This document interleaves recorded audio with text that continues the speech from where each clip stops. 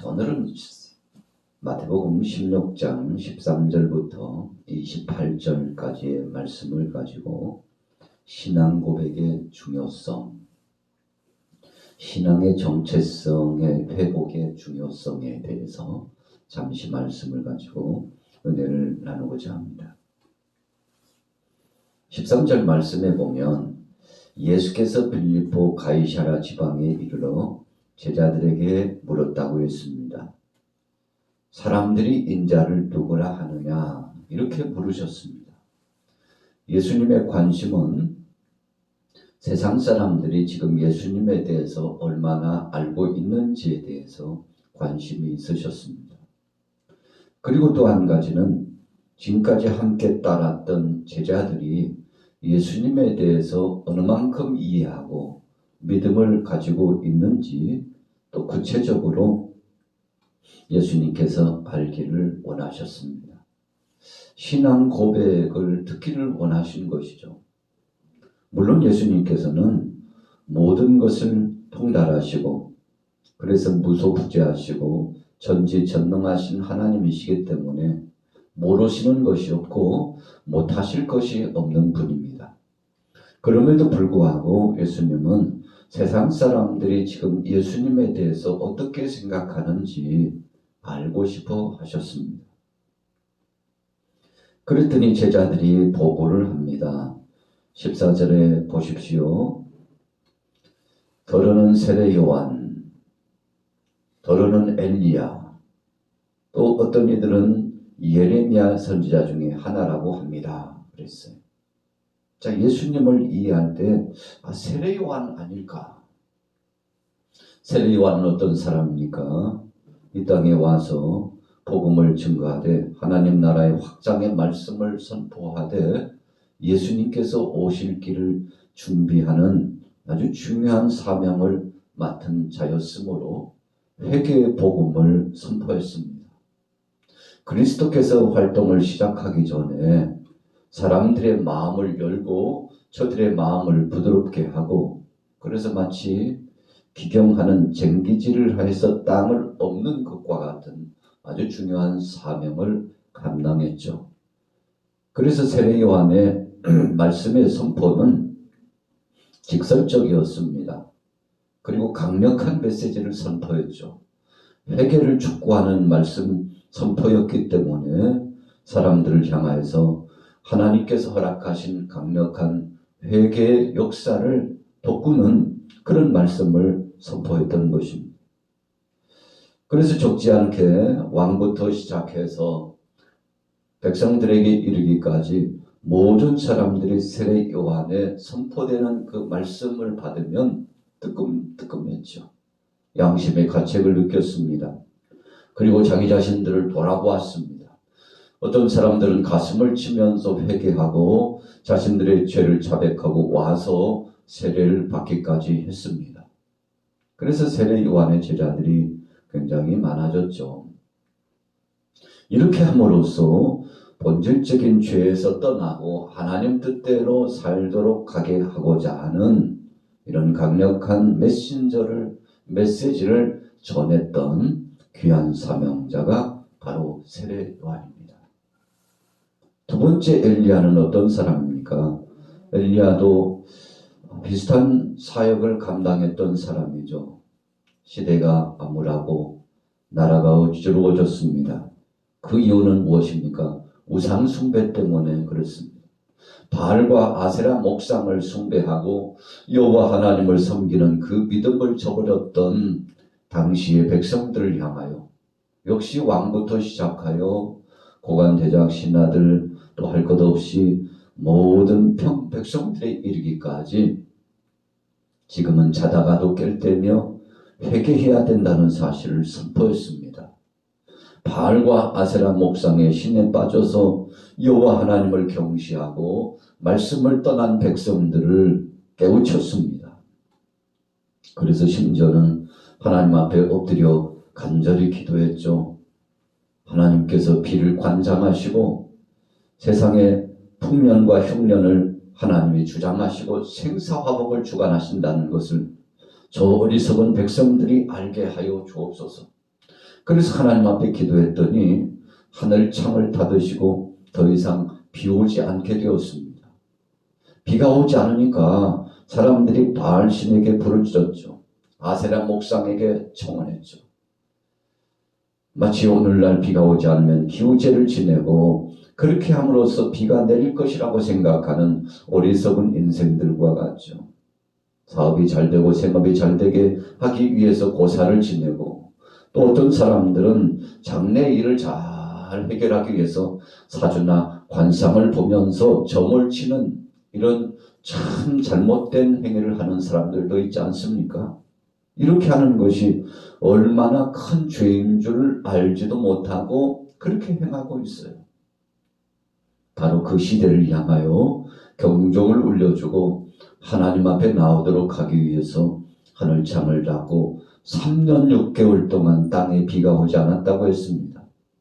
이제는 때가 되매 엘리야가 하나님 앞에 엎드려서 간절히 기도했더니 하나님께서 비를 내려주셨죠.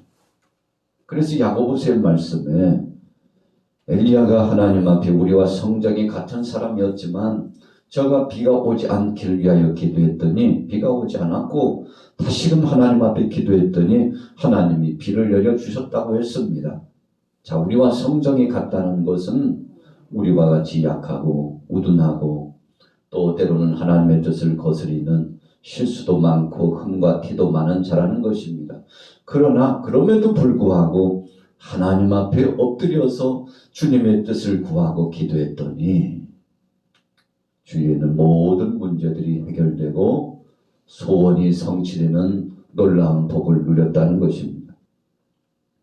예레미야는 어떤 사람입니까? 엘리야와 아주 흡사한 사역을 진행했습니다만 역시 백성들을 향하여서 예언의 말씀을 선포하면서 나라의 흥망성쇠는 하나님 앞에 달려있다고, 외세의 침탈함을 받고 고통당하는 이유가 다 죄악 때문에, 범죄이기 때문에 나타나는 하나님의 심판이라고 외치고 다시는 죄를 범해서는 안 된다고 그렇게 나가서 복음을 외쳤지만, 그러나 왕부터 시작해서 백성들이 여전히 타락하고 하나님 앞에 돌아오지 않았죠. 오히려 거짓 선지자들이 판을 쳤습니다. 자, 그러나 그럼에도 불구하고 백성들이 돌아오지 않고 오히려 힘을 가진 정치 세력들이 핍박하고 고통을 주었으나 굴하지 않고 끝까지 하나님 말씀을 증거하는 아주 귀한 사명을 감당했죠. 그래서 당시에는 아무런 증거도 나타나지 않고 백성들이 돌아오지 않은 것 같았지만, 그러나 때가 되매 백성들이 깨닫고 하나님 앞에 돌아온 놀라운 역사가 나타나게 되었죠. 눈물의 선지자입니다. 왜 이렇게 사역을 감당했습니까? 문 영혼들을 사랑하고 그 백성들을 구원하고자 하는 복음의 열정이 가득 찼기 때문에 그랬어요. 여러분, 예수님도 공생의 3년 동안의 사역을 감당하시면서 아주 이런 중대한 사역을 감당했는데, 어찌 보면 세례요한 같고 어떻게 보면 엘리야와 같고 또 다른 모습 이면에서 바라보면 예레미야 선지자 같기도 하고, 여러분, 사람들이 그럼에도 불구하고 예수님을 메시아로 인정하고 받아들이는 데에는 인색하고 우둔했다는 사실을 생각해 보면 참 안타까운 거죠. 예수님 자신이 오늘 본문에도 말씀하고 있습니다만 이 땅에 오신 목적이 십자가를 지고 고난을 당하셔서 죽으신 다음에 부활하셔서 우리에게 새 생명의 선물을 주시기 위해서 그러셨다고 했지 않습니까? 그러나 오늘 본문에 보면 베드로가 예수님의 죽으심에 대해서 말씀하시자 간하였다고 그랬습니다. 간사하게 막아섰다는 것입니다. 예수님께 그런 일이 있어서는 안 되죠. 이건 당치도 않는 일입니다. 자, 22절에 보세요. 베드로가 예수를 붙들고 항변하여 이르되 주여 그리 마옵소서, 이 일이 결코 주께 미치지 아니하리이다 그랬어요. 여러분, 주님이 행하신 십자가 구속의 은총의 사역을 감당하고자 하는 본질적인 중대한 사역을 가로막았어요. 물론 육신적으로 보면 인지상정이라고 예수님이 고난당하시고 죽으시는 것은 절대 있을 수 없으니 제가 지켜드리고 우리가 지켜드릴 겁니다. 주님 그런 말씀은 하지도 마세요라고 인간적인 연민과 사랑과 그리고 주님을 위하는 마음이라는 거 예수님 아셨죠. 그러나 그렇다 할지라도 십자가를 지고 가시는 이 사역은 예수님께서 이 땅에 오신 목적이요. 죽으셔야만이 다시 부활하시고 예수님이 대신 죽으셔야만이 만백성들이 믿음으로 살 소망을 얻게 되는 것이기 때문에 주님이 행하실 사역입니다. 그래서 영적으로 보지 않고 육신적으로 보았던 베드로를 책망했는데 심지어는 제자 베드로를 향하여 너는 사탄이다 그랬어요. 사탄 노릇을 한다는 거죠. 여러분 우리가 신앙생활 할 때 어떤 때는 충성한다고 했지만 악한 사탄의 그런 역할을 하는 앞잡이 노릇을 할 가능성도 있다는 것입니다. 오늘 베드로가 예수님의 아주 귀한 사역을 이해하지 못하고 인간적인 생각만 가지고서 그런 일은 결단코 있을 수 없습니다라고 막아섰더니 네가 이 일을 막아선다면 너는 사탄이요 나를 넘어지게 하는 자다. 이렇게 강력한 말씀으로 베드로를 향하여서 질책해 주셨습니다. 여러분 우리가 신앙생활 하다 보면 육신의 떡의 문제 때문에 명예와 권세 문제 때문에 주님의 귀한 사역을 방해하거나 때로는 그것을 저버릴 때가 생길 수 있습니다. 그래서 우리가 신앙생활 하면서 세 가지를 조심해야 된다고 그러지 않습니까? 첫째는 물질적인 문제, 두 번째는 명예나 권세 문제, 세 번째는 이성 간의 여성이나 남성과의 이 이성 문제, 이 세 가지를 조심해야 된다고 그러지 않습니까? 세상의 영웅 호걸들이 다 이런 문제 때문에 넘어졌어요. 이런 문제 때문에 실패했습니다. 오늘 베드로가 어떤 마음을 품었습니까? 육신적인 명예와 자신의 안위를 생각했습니다. 앞으로 예수님이 하실 일은 왕권을 가지고서 로마의 앞잡이들, 권세 가진 사람들을 제압하고 나라를 회복해 주시고 그래서 주님의 제자 둘은 어머니의 치맛바람을 일으키면서까지 좌우정승이 되기를 소원하고 예수님께 그렇게 청원하기까지 했지 않습니까? 자, 이거 다 무엇 때문입니까? 명예심 때문이에요. 인간적인 안일한 생각을 했기 때문에 그랬다는 것입니다. 그래서 오늘 예수님은 진정한 신앙 고백을 하고 나를 따라오려거든. 자, 어떻게 해야 된다고 말씀하고 있습니까? 자기 자신을 부인하고 24절에 누구든지 나를 따라오려거든 자기를 부인하고 자기 십자가를 지고 나를 따를 것이니라 그랬어요. 여러분 그러니까 십자가 없이는 영광도 없다는 것입니다. 십자가 없이는 부활의 소망도 없습니다. 죽음 없이는 영광스러운 천국의 소망도 없다는 것입니다. 어떤 죽음입니까? 십자가를 지기 위한 사명을 감당해야 되는 그런 아주 중대한 과정이라는 것입니다. 그래서 예수님께서 25절에 누구든지 제 목숨을 구원하고자 하면 잃을 것이요 누구든지 나를 위하여 제 목숨을 잃으면 찾으리라. 사람이 만일 온 천하를 얻고도 제 목숨을 잃으면 무엇이 유익하며 사람이 무엇을 주고 제 목숨과 바꾸겠느냐. 영혼 구원 문제의 중요성을 말씀한 것입니다. 오늘 베드로는 예수님께서 나를 누구라고 하느냐 물으신 다음에 그렇다면 너희는 나를 누구라고 하느냐 재차 물으시는 물음에 이렇게 답을 했습니다. 16절에 주는 그리스도시요 살아계신 하나님의 아들이십니다. 여러분 베드로의 이 고백은 참 중요한 고백입니다. 예수님이 그리스도시요 예수님이 하나님이시라고 하는 것을 고백하는 것인데, 오늘 예수님께서 칭찬을 하시기도 하셨지만, 그러나 이것을 알게 한 것은 하늘에 계신 아버지께서 알게 해주셨다는 것입니다. 영적인 중요한 문제입니다.